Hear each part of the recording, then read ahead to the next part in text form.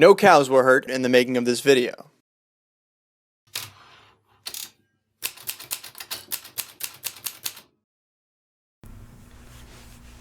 Hi everyone. So in this video what we're going to cover is sourcing from China, and the same principles we're going to go over works for Hong Kong, Vietnam, Taiwan, European suppliers, American suppliers, but we're going to specifically look at resources, websites and other ways to find factories, products and suppliers in China. And just before we go on to some of the websites and resources available, the number one most important point to remember when you're dealing with China is buyer beware. Some of the factory workers are earning $200 or $300 a month. They've never used your product before. They've never bought it. They have no concept of what the quality standard is for that item. It's not part of their day-to-day life like it might be for you. And so what you've got is 100 or 200 or 300 factory workers making a product for you, and they have no idea what it's for. They've never used it. So how can you expect them to get the quality right? And the factory or an agent, if you're using an agent, will tell you they have a quality control process. Well, that quality control process is another $300 a month worker doing one or two quick random checks on each product that goes by, and that might take 5 seconds. That's usually the depth of the quality control process for most products, including electronics. I mean, I've done lots of different electronics for distributors and retailers in Europe, and the quality control for an FM transmitter would be a quick scan, play with the buttons a little bit to make sure they work okay, and that's pretty much it. A whole 10 seconds for the product, even though it was quite a substantial value product. So the key is always to remember, buyer beware. The quality control is your responsibility. So during the sourcing stage, finding a factory, the sampling stage, before you start production, early on in the production, and before you ship is the key times to prevent any quality issues. You should be checking then. And we'll do a whole separate video on quality control in China, some of the steps you can take, some of the things you can do. But once you ship it by air or sea, even a small shipment is going to be thousands of dollars. It gets expensive. Just because the factory made a mistake in your eyes, in their eyes, they followed whatever instructions you gave them. So later on, disputing those thousands of dollars in fees for air or sea freight, weeks of delay while you go back and forth with a product, it's not what you want. I still check through my quality control team every single shipment that goes out of China. Doesn't matter if I've been dealing with the factory for 10 shipments, 20 shipments, 30 shipments, because the staff regularly turn over, the quality control staff regularly turn over. Maybe their subcontractor has slipped in some bad quality material somewhere without them recognizing it. I don't want the goods to ship and leave China without me checking. It's a fraction of the cost to check it in China than it is to repay the air freight or wait weeks while something's remade. So always check the quality early in the process, and as often as you feel necessary to feel completely comfortable with what they're making is what you're ordering. Okay, so let's go over some of the resources to find factories in China. One of the most popular is Alibaba.com. And for Alibaba, what I would recommend is signing up with a completely new email account, sourcing at yourdomain.com. And the reason is, one, you don't want all of those emails from factories coming into your personal or normal business email, because they'll continue to send you emails even after you've finished dealing with them, or you're not interested in their product. You'll be signed up to one list or another. And if you inquire to 200 or 300 factories, that's quite a lot of emails blocking up your normal email account day to day. So I recommend using a separate sourcing at professionaldomain.com. And the other reason I recommend doing that is you don't want to be using a Gmail account to contact the factories. It's better, even if you're not a company yet, to have a professional domain and put up a one-page holding website, if that's what you must, with a little bit about yourself, that you're an importer, that you're a wholesaler, that you're a distributor. It just looks much more professional to the factories. You'll get a better response, and it keeps it all separate to your day-to-day work and emails, because the sourcing can be a lot of emails in the sudden and then the ongoing spam that you get sent, and you don't really want that to interfere with what you're doing. Okay, so Alibaba, if we just do a quick search for frying pan, just to give you an example, typically you'll be able to get a rough idea of price, but you can already see $1 to $4. That's quite a difference. That's 400% difference. 1.1 to 2.1, 1 to 30%, 1 to 10%, aluminium, ceramic, pressed aluminium die cast. There's many different kinds, many different prices, many different MOQs. There's no set in stone price, minimum order quantity, material for any product. I mean, even this frying pan, there's probably well over 1 million plus varieties available in China. So it's the same with any product. So the key is, when you're first sourcing and first contacting suppliers on Alibaba, is to contact all of the factories that look like they make the product that you're interested in. And the reason for that is to learn as much as possible about what the potential options are for your product. Here we already have non-stick frying pan, aluminium, ceramic, many different materials, many different finishes. So what you want to do when you're contacting the factories, and we'll cover this in much more detail in another video, is to ask what materials they can make it in, what finishes, how they can add your logo. These are all questions you should be asking when you contact the supplier here. And you can chat with most of them or leave them a message, because it's now 7 p.m. in China, so most likely they're not going to be online. And the other thing to look out for is, here we have a supplier which is a gold supplier for 11 years. So this factory's been doing these products for a very, very long time, and that's something we would ask them in our initial contact email as well.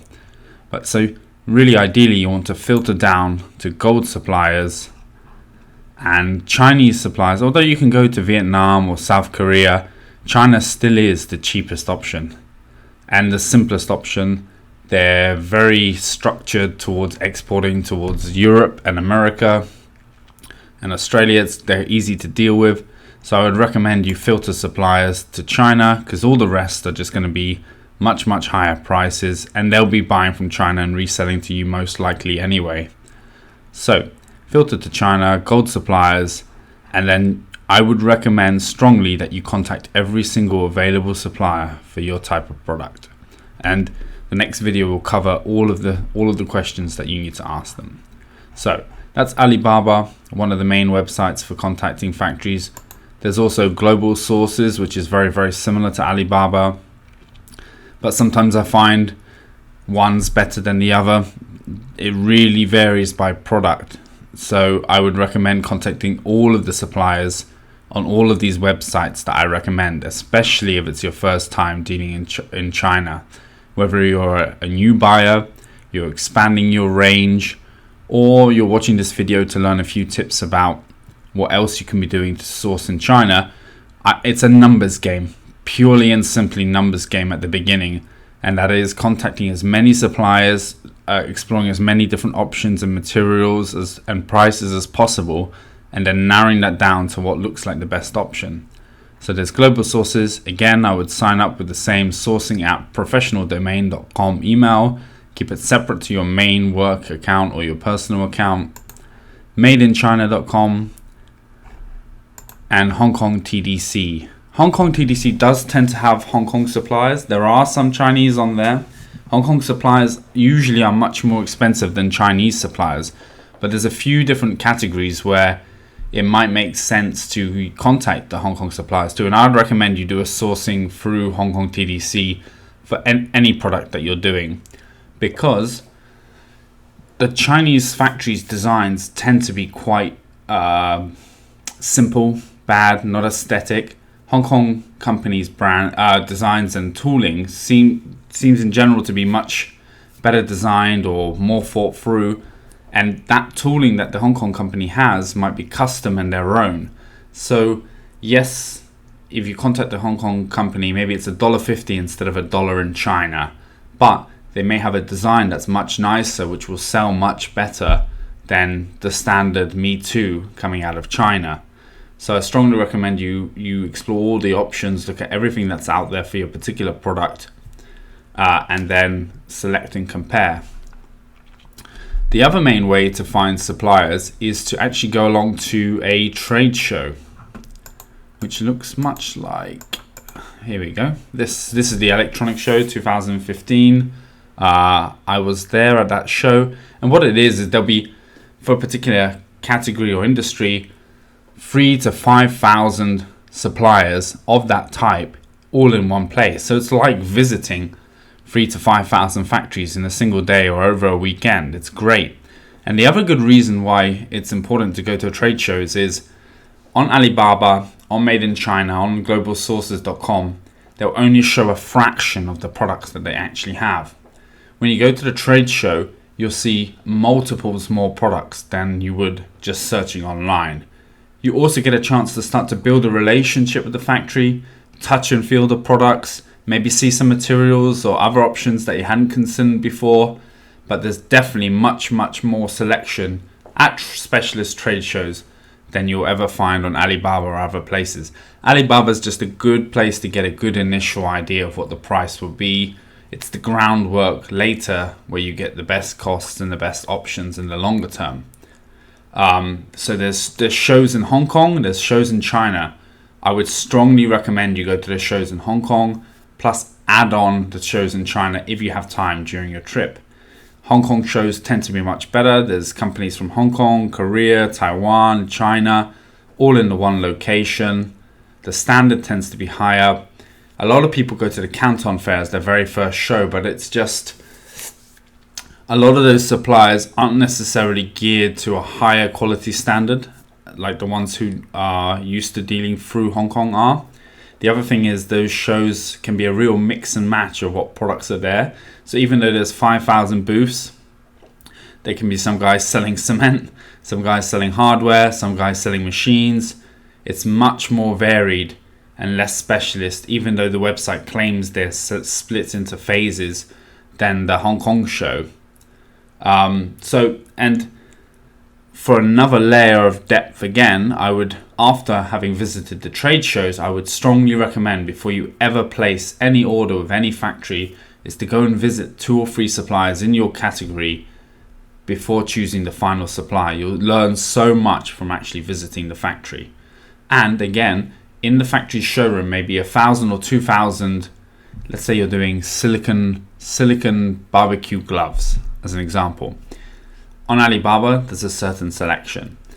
At the trade show, there's more available. If you go to the factory, they may have 1,000 or 2,000 of the same item in all kinds of variations that you could never dream up. And they're there, they haven't put them online, they won't show you that by email. They'll send you a few photos, a few prices, but you'll never get all of the information about what's available without visiting the factories, just the way there is. Partly because it's a lot of work to put all of that online, but the other main reason is salespeople in China, especially for the factories, tend to be quite shit. And the reason for this is there's some kid out of college who's done an English course or an international trade course. They've got 1 or 2 years experience.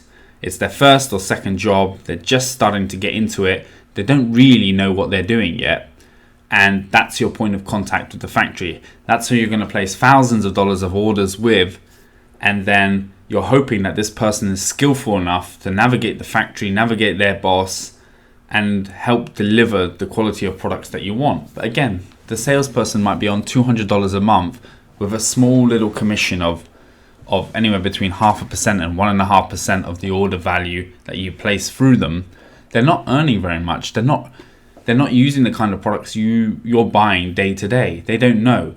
So you're trusting this whole system, this whole network of factories, suppliers, and quality control processes in China run by people who don't use your product on a day-to-day basis.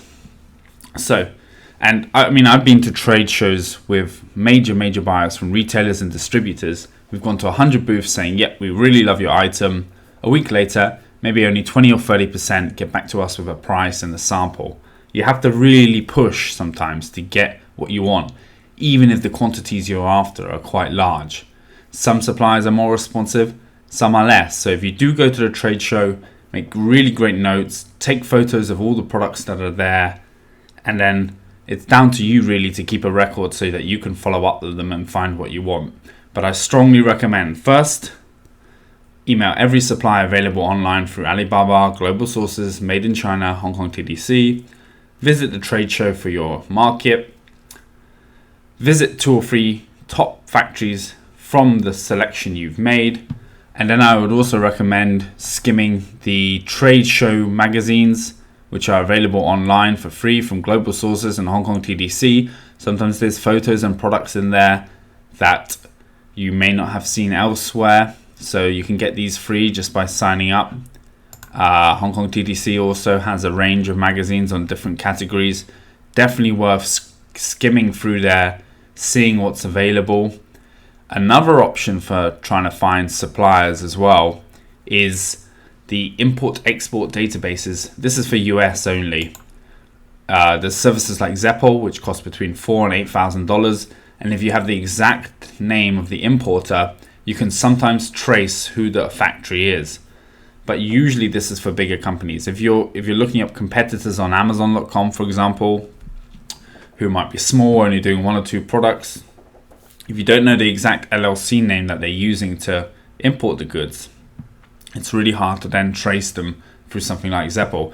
Even if you know Belkin, for example, Belkin, who make all the electronics and the iPhone accessories, it might still be difficult to find every one of their factories through Zeppel, but you might get 3 or 4 of their key suppliers on that system, then allowing you to contact them and see if there's anything that you can buy from those factories too.